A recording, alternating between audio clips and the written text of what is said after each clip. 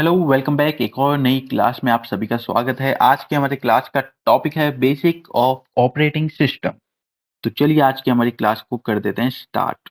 तो सबसे पहले जान लेते हैं इंट्रोडक्शन।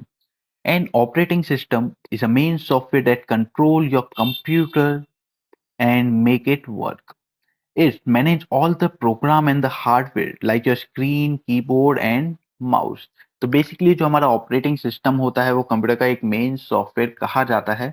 तो जो मदद करता है कंप्यूटर के जितने भी हार्डवेयर हैं उनको एक साथ वर्क करने में। ओके। एंड उसी तरह से जितने भी आपके एक्सटर्नल हार्डवेयर होते हैं जैसे प्रिंटर, कंप्यूटर, माउस, स्क्रीन, उनको कनेक्ट करके आपके लिए वहां पे वर्क परफॉर्म करने में।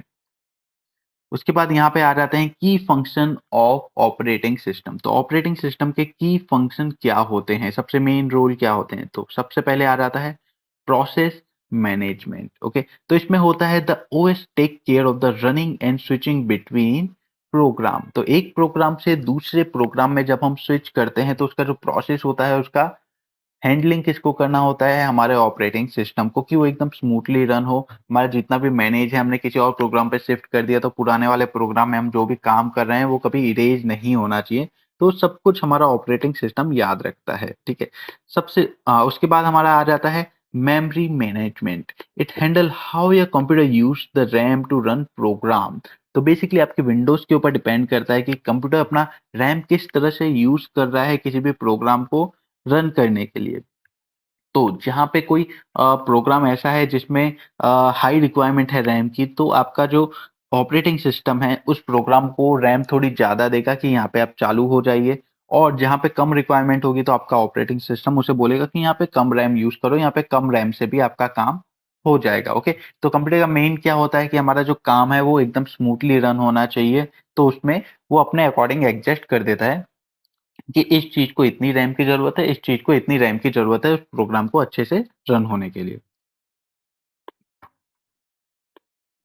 उसके बाद आ जाता है फाइल सिस्टम मैनेजमेंट। तो यहाँ पे सिंपल आप नाम से ही समझ चुके होंगे कि manage your file so you can create, read and organize them. तो बेसिकली आपकी जो भी फाइल होती हैं उन सबको मैनेज करता है, एक जगह पे स्टोर करके वो रखता है हमारा ऑपरेटिंग सिस्टम। एंड स्टोरेज कहाँ पे होता है, हमारे स्टोरेज डिवाइड में, वहाँ पे डिवाइस में, वहाँ पे वो सब स्टोर हो जाता है। उसके बाद यहाँ पे आ जाता है डिवाइस मैनेजमेंट। तो बेसिकली जितने भी डिवाइस होते हैं उन सबको मैनेज करता है, उन सबके जो ड्राइवर होते हैं वो संभाल के रखता है। तो जैसे कि हमारा प्रिंटर आ जाता है, USB drive work with your computer. And बाकी जितने भी डिवाइस आ जाते हैं, जैसे मैं एग्जांपल देता हूँ, प्रिंटर, स्पीकर, माइक्रोफोन, आपकी स्क्रीन आ जाती है, माउस आ जाते हैं, कीबोर्ड आ रहे हैं, जितने भी आपके डिवाइस होते हैं उन सबके जो भी ड्राइवर होते हैं उन सबको मैनेज करके वहाँ पे कंप्यूटर रखता है हमारा ऑपरेटिंग सिस्टम की मदद से। User interface provide the way you interact with your computer, whether through a full screen or icon or by typing command। तो डिफरेंट टाइप के ऑपरेटिंग सिस्टम हमको डिफरेंट टाइप का यूजर इंटरफेस प्रोवाइड करते हैं। तो जैसे कि कुछ कमांडिंग टाइप ऑपरेटिंग सिस्टम हो जाते हैं जो ओनली कमांड समझते हैं, जैसे कि हमारे स्क्रीन है, विंडोज है, तो फुल स्क्रीन ऑपरेटिंग सिस्टम हमें देखने के लिए मिल जाता है। एंड कुछ ऑपरेटिंग सिस्टम होते हैं कि जहाँ पे हमें ओनली कमांड टाइप टाइप करना होता है, जैसे कि हम आईडीई की बात करूं तो वहाँ पे ओनली हम कमांड से ही सब काम कर सकते हैं। तो उस टाइप के ऑपरेटिंग सिस्टम कमांड पे वर्क करते हैं। विंडोज फुल स्क्रीन पे वर्क करता है जहाँ पे आपको आइकॉन्स देखने के लिए मिल जाते हैं अलग अलग एप्लीकेशन के। Security and access control. तो बेसिकली हमारे विंडोज का ही काम होता है कि हमारे डेटा को प्रोटेक्ट करे, कहीं पे वो लीक ना हो जाए। इसलिए हमारे जितने भी विंडोज होते हैं सब में, सॉरी विंडोज मतलब जितने भी ऑपरेटिंग सिस्टम होते हैं सब में एक टाइप का सिक्योरिटी सिस्टम इनबिल्ड होता है। तो जैसे कि मैं एग्जांपल देता हूँ कि विंडोज 11 आज के टाइम पे चल रही हैं तो इसके अंदर भी विंडो डिफेंस आपके में इंक्लूड होगा जो आपके डेटा को प्रोटेक्ट करके रखता है। फिर भी यहाँ पे अगर आप एक्स्ट्रा सिक्योरिटी चाहते हैं तो अपने लिए कोई भी एक एंटीवायरस परचेज कर सकते हैं, तो डेफिनेटली वो भी आपकी वहाँ पे मदद करेगा। तो नेटवर्किंग भी बहुत इंपॉर्टेंट होता है कि आपके कंप्यूटर को दूसरे कंप्यूटर और इंटरनेट से ये कनेक्ट करता है। Let's your computer connect to the internet and other device. तो ये किसकी वजह से होता है, नेटवर्किंग की वजह से होता है। ओके। Error handling. किसी भी टाइप की एरर आप कोई फेस करते हैं कंप्यूटर में तो उसके साथ डील करता है ऑपरेटिंग सिस्टम, उसको डायग्नोस करता है और बताता है कि ये एरर क्यों आ रही है एंड किस वजह से कैसे ये एरर ठीक हो जाएगी। ओके। उसके बाद आ जाता है बूट प्रोसेस, तो get your computer ready to use when you turn it on, तो जैसे ही चालू करेंगे तुरंत उसका बूट प्रोसेस चालू होगा एंड आपका कंप्यूटर रेडी टू यूज हो जाएगा। System call, this is how the program ask the OS to do something for them, okay. तो सिस्टम कॉल में इस तरह से वर्क करता है कि अगर मैंने कंप्यूटर को कमांड दिया, यूजर का जो कमांड होता है उसको कंप्यूटर के हार्डवेयर तक पहुंचाना काम होता है कंप्यूटर के ऑपरेटिंग सिस्टम का। तो कौन से हार्डवेयर तक पहुंचाना है वो कंप्यूटर को डिसाइड करना है। फॉर एग्जांपल मैं एक कैलकुलेटर का एग्जांपल देता हूं। अगर मैंने कंप्यूटर में सर्च किया कि 50 प्लस 50 कितना होता है, तो मैंने यहाँ पे कीबोर्ड से इनपुट डिवाइस से टाइप किया, कंप्यूटर तक वो पहुंचेगा। तो कंप्यूटर का ओएस होता है वो सिस्टम को कमांड देगा कि चलिए यहाँ पे यूजर का जो भी टास्क है, यूजर ने जो भी प्रोग्राम आपको बताया उसे परफॉर्म कीजिए। तो किस हार्डवेयर को कब क्या काम देना है वो ऑपरेटिंग सिस्टम वहां पे डिसाइड करता है। Shell, okay. तो नेक्स्ट आ जाता है shell. If you type command, the shell is a program that is listen and make the thing happen. तो यहाँ पे कोई भी हम कमांड टाइप करते हैं तो सेल जो प्रोग्राम होता है उस कमांड को प्रोसेस करने में हमारी मदद करता है। उसके बाद आ जाता है यहाँ पे file permission, it decide who can see, change और डिलीट द फाइल, ओके। तो बेसिकली ऑपरेटिंग सिस्टम है उसके अंदर हम अलग अलग यूजर सेटिंग कर सकते हैं। आपको अगर पता हो तो एक विंडोज में भी हम बहुत सारे यूजर बना सकते हैं। फॉर एग्जांपल एक ही कंप्यूटर है, मैं भी यूज करता हूँ, मेरा भाई भी यूज करता है, मेरी बहन भी यूज करती है, तो सबके लिए मैं एक अलग अलग वहां पे ऑपरेटिंग वो यूजर बना दूंगा कि जब मैं ओपन करूं तो मेरे लिए एक अलग ऑपरेटिंग यूजर हो, कोई और ओपन करे उसके लिए अलग हो, किसी और को हम दे रहे हैं उसके लिए अलग ऑपरेटिंग यूजर हो। तो किसी के में भी इंटरैक्ट नहीं होती है कोई भी फाइल, मेरी फाइल अलग रहेंगी, किसी और की अलग रहेंगी एंड थर्ड पर्सन की अलग रहेंगी। एंड उस फाइल को कौन कौन देख सकता है, कौन चेंज कर सकता है, कौन डिलीट कर सकता है, वो सब कुछ हम इसमें हैंडल कर सकते हैं फाइल परमिशन के साथ। उसके बाद आ जाता है टास्क शेड्यूलिंग, तो manage the which program get to use the computer CPU. तो बेसिकली टास्क शेड्यूलिंग इस तरह से वर्क करता है कि हम शेड्यूल करते हैं कि इस टाइम पे हमें इस प्रोग्राम की ज्यादा जरूरत है, तो उसको वहां पे प्रोसेसिंग कंप्यूटर प्रोवाइड करता है। उसके बाद बैकअप एंड रिकवरी, नाम से ही आप समझ चुके होंगे कि कभी भी हमें अपने कंप्यूटर के डेटा को सेव करना होता है तो हम उसे बैकअप ले लेते हैं। एंड कभी भी हमारा फॉर एग्जांपल हमें लगता है कि कंप्यूटर में कुछ प्रॉब्लम आ रही है, तो उस टाइम पे जितना भी हमारा डेटा है उसे हम बैकअप ले लेते हैं, सेफ ज़ोन में हम रख लेते हैं और जब हमें लगता है कि अब ये प्रॉब्लम जा चुकी है, तो उसके बाद उसकी हम वापस रिकवरी कर देते हैं। उसके बाद आ जाता है अपडेट एंड पैच। तो हमेशा हमारे जितने भी ऑपरेटिंग सिस्टम है हमेशा अप टू डेट रखा करिए, क्योंकि इसमें क्या होता है बहुत सारे बग उसमें डेवलप होते रहते हैं, क्योंकि इंटरनेट का टाइम है, आपको भी पता है यहाँ पे अच्छी चीज भी होती है, बुरी चीज भी होती है। तो अच्छी चीज में यहाँ पे बहुत सारे हमारे डेली यूसेज में बहुत मदद करता है, बुरी चीज में यहाँ पे आती है कि इंटरनेट आपके कंप्यूटर में कुछ बग्स टाइम टू टाइम डालता रहता है, जानबूझ के नहीं डालता है, वो आपके कंप्यूटर में ऑटोमेटिक आ जाते हैं। जितना आप इंटरनेट ब्राउज़ करेंगे, कुछ डाउनलोड करेंगे, कहीं न कहीं कुछ ना कुछ बग आ जाएँगे। तो अब हमारा जो कंप्यूटर का डिफेंस सिस्टम है, वो हर बग को डिटेक्ट नहीं कर सकता।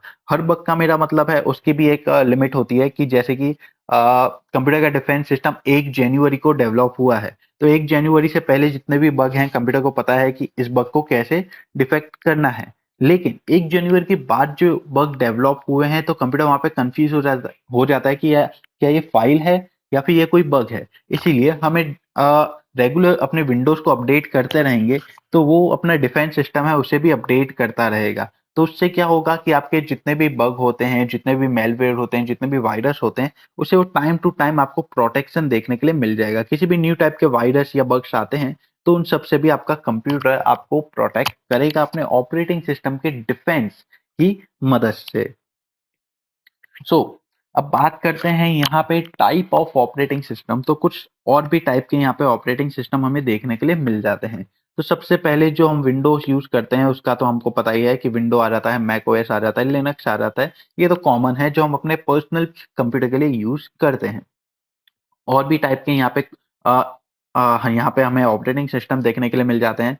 तो यहाँ पे हमें मोबाइल ऑपरेटिंग सिस्टम ये भी हमें पता है, जो एंड्रॉयड आईओएस हम यूज़ करते हैं अपने स्मार्टफ़ोन में, हमारे टैबलेट में, ओके? तो ये सब भी हमें पता है। तो जो हमें नहीं पता उसके बारे में हम जानते हैं। तो यहाँ पे आ जाता है server operating system used to run and manage the server and data center. तो बेसिकली सर्वर ऑपरेटिंग सिस्टम कहाँ मदद करता है, किसी भी नेटवर्क टाइप ऑफिस हो जहाँ पे बहुत सारे सर्वर को मैनेज करना हो, डेटा सेंटर को वहाँ पे मैनेज करना हो, तो उधर हम यूज करते हैं सर्वर ऑपरेटिंग सिस्टम। जैसे कि मेरे पास एक ऑफिस है, मैं ब्रॉडबैंड का काम करता हूँ अपने सिटी में, तो मुझे क्या करना पड़ेगा, जितने भी मेरे क्लाइंट हैं उन सबके वहाँ पे डेटा होंगे, उन सबके जो सर्वर होंगे उन्हें मैनेज करना होगा, उन सबको फुल सर्विस मुझे प्रोवाइड करनी पड़ेगी कि कभी भी उनका इंटरनेट कट नहीं होना चाहिए।